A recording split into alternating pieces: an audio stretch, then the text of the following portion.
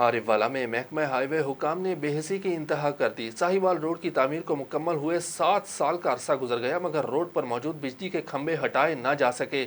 High voltage line वाले खंभों के साथ टकराने से गाड़ियों के हादसात भी रोनुमा हो चुके हैं। मजीद तफसीलात यासिर अली कंबोज से। जी, आरिफवाला में महकमा हाईवे काम की गफलत या कुछ और 7 साल का अरसा गुजर जाने के बाद भी साहिवाल रोड से हाई वोल्टेज तारों वाले बिजली के पोल ना हटाए जा सके।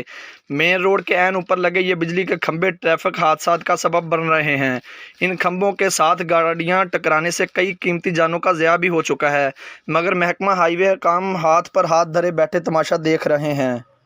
और ये जो दरमियान में रुकावटें आती हैं, पोल हैं, हमारे खंभे हैं बिजली के, ये 11,000 वोल्ट यहाँ पे गुजर रही है, जो कि वापडा वालों ने अभी तक भी इसको सड़क से दूर नहीं किया।